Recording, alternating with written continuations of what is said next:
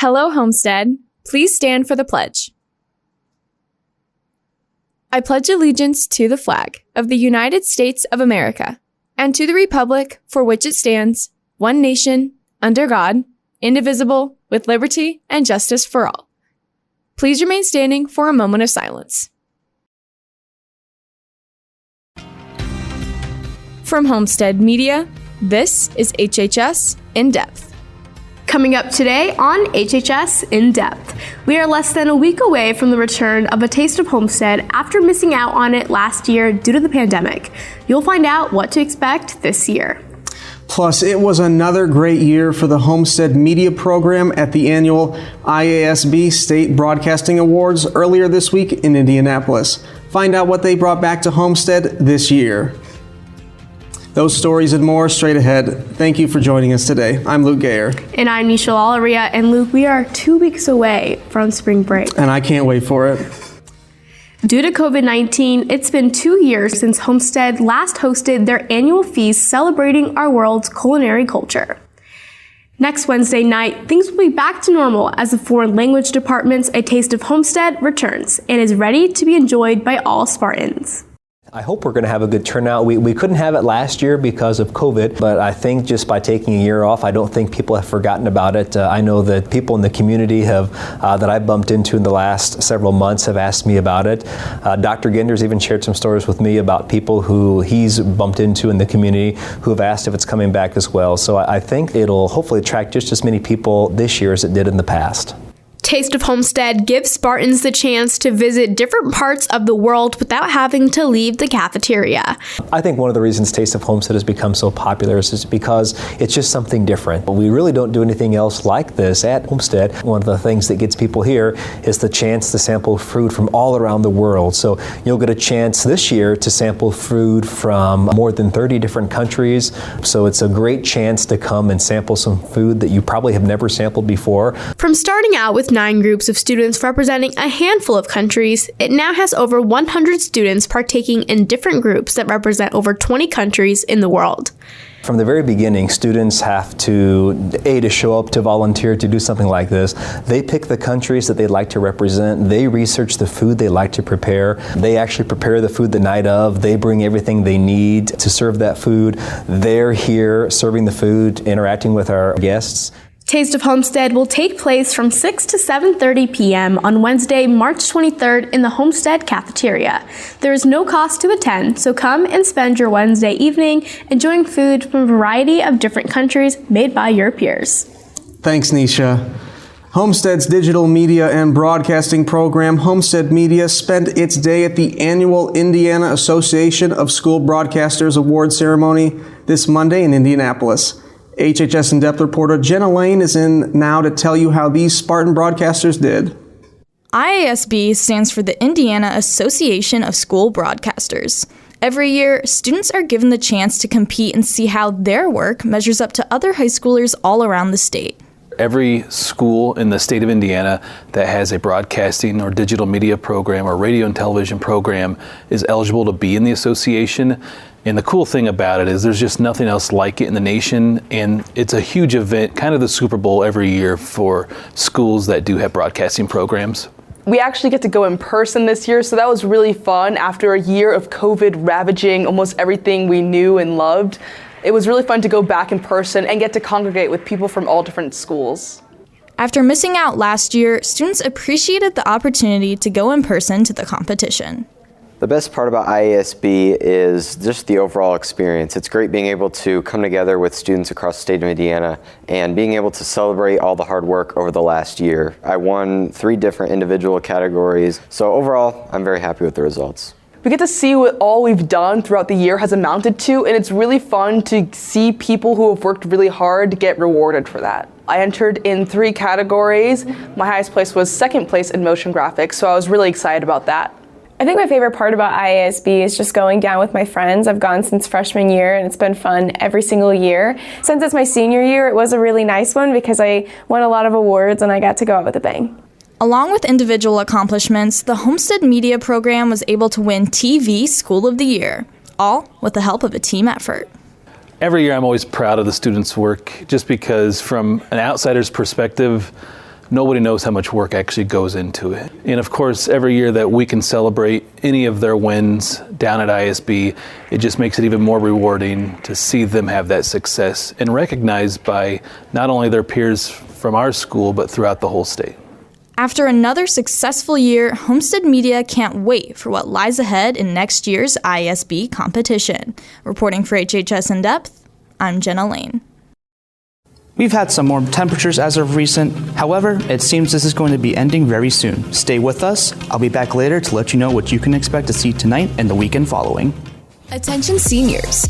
The time has come to submit your pictures for the slideshow that plays annually at graduation. Send in any pictures that showcase fun memories that you have from elementary to high school. If you would like to see your photos in the graduation slideshow, check your email to access the Google Sheet link where you can put as many photos as you'd like. Make sure to have all your photos in by the May 20th deadline, as there will be no extensions. You're watching HHS In Depth with Luke Gayer and Nisha Lalaria. Welcome back to HHS In Depth. The library has moved again. If you need to return or renew a book, the library services have moved to room 303. Don't forget, if you want to request a book, you can do so on the Google Doc in Canvas. Need to give the cook in your life a break? Go out to Casa Ristorante on Jefferson Boulevard on Monday, March 21st. That evening, Casa will give 10% of all food ordered to our Homestead academic teams. Get your feedback on and help the academic teams too. Auditions for the renowned and award-winning Homestead Show Choirs are coming up. Workshops will take place March 21st through the 23rd from 5 to 7 p.m. in the choir room. Auditions will take place Wednesday, March 30th from 3 to 5 p.m. Students should plan to attend at least 2 of the workshops prior to the official audition date. The workshops will include learning a pre-selected song and dance combination. New to singing and dancing? No worries. They encourage all interested students to audition, no matter their previous dancing or singing experience. Stop by the choir room to pick up an audition packet. Go be part of one of the state's premier show choirs at Homestead. Financial aid packages are available. If you have any questions, please see Mr. Shaw in the choir room. Spartan seniors, there are several scholarships with upcoming March and April deadlines that have been recently added. Please visit the HHS scholarships page under guidance on the HHS website for further details. 3 Spartan speakers qualified for the ISSDA State Speech Tournament that was held last weekend in Indianapolis. Malia Sanghavi was a finalist in the discussion and finished 5th out of the top 6 speakers in the state. Caroline Winquest was a quarterfinalist, and Gaia Splendore completed in 3 preliminary qualifying rounds of competition. Congratulations to all the performances of these outstanding competitors. And now here is a rundown of clubs meeting at Homestead over the next week. The French Club is gathering today for St. Patrick's Day celebration. There will be food and a movie.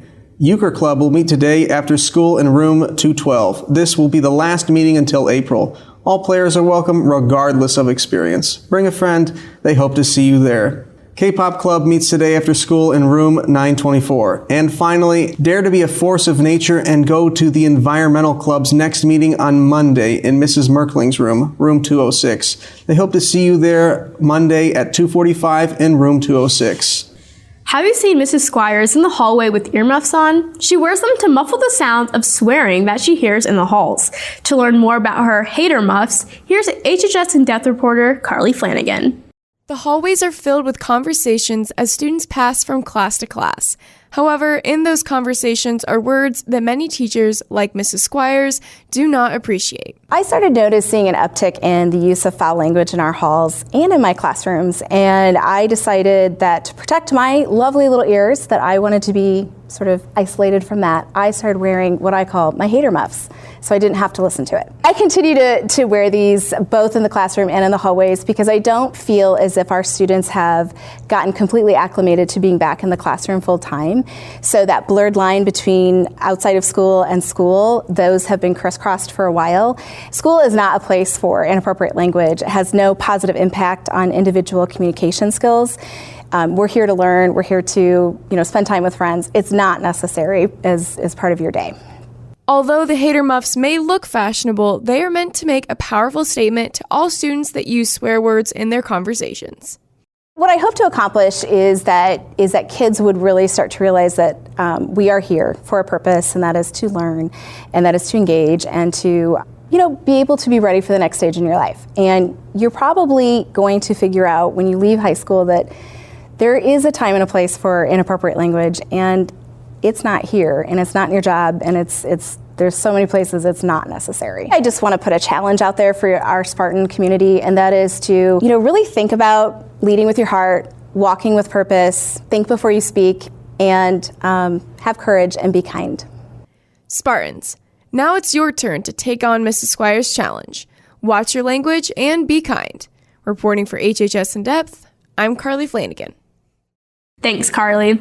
Well, these last few days have been perfect weather outside. So will things continue on this weekend? Thomas Lazar joins us now to let us know. Thank you, Nisha and Luke. It'll be pretty rainy and windy for the rest of the day, as the temperature will go up to a high of 54 degrees and down to a low of 45. Make sure you take an umbrella or a raincoat if you're doing any outside activities. Saturday's temperatures won't be getting any warmer, with the rain showers continuing tomorrow night.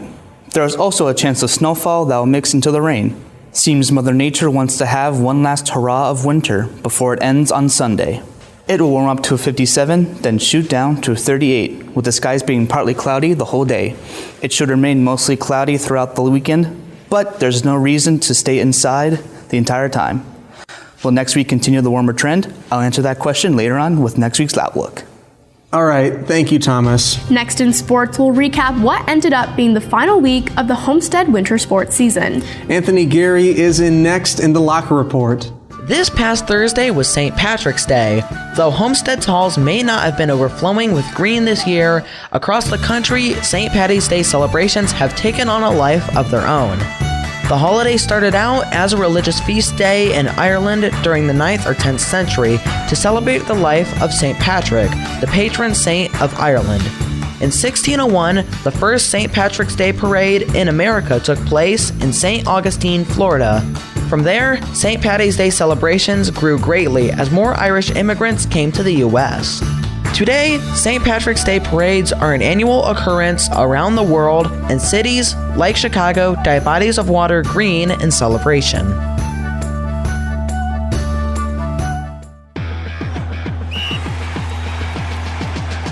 Welcome back to the Locker Report. I'm Anthony Gary.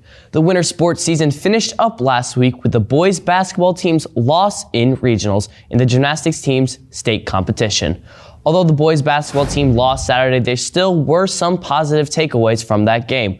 With 2 free throws and 4 points in the first few minutes of the game, Fletcher Lawyer broke Homestead's single-season scoring record and free throw record set by Caleb Swanigan in 2015. Then on Wednesday, Fletcher Lawyer was granted the Indiana Gatorade Player of the Year, becoming only the second Homestead Spartan to win the award. The gymnastics team also competed in the state meet last Saturday. The girls entered the meet ranked 3rd and ended up finishing runner-up. Junior Gina Zarelli finished 3rd place in the all-around. Well done to the girls on an amazing season.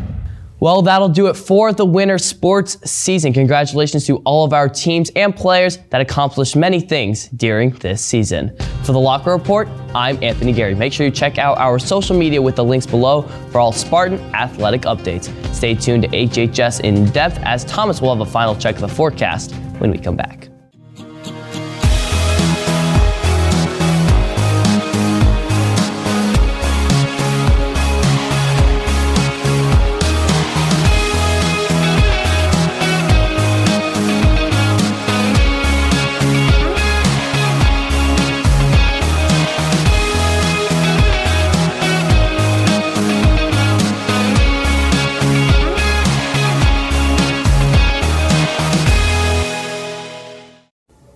The weather from the weekend continues into the week, with Monday and Thursday being partly cloudy and Tuesday and Wednesday having rain showers. Temperatures vary a little bit, with highs ranging from the 60s to the 40s and lows stretching from the 40s down to the 30s. So you won't want to put the umbrella or raincoat used over the weekend back in the closet if you have any outdoor activities just yet. It looks like now that we are halfway through March, the weather might offer some consistency unless we get the usual Indiana luck. Nisha and Luke, back to you. All right, thank you, Thomas. And thank you for watching today.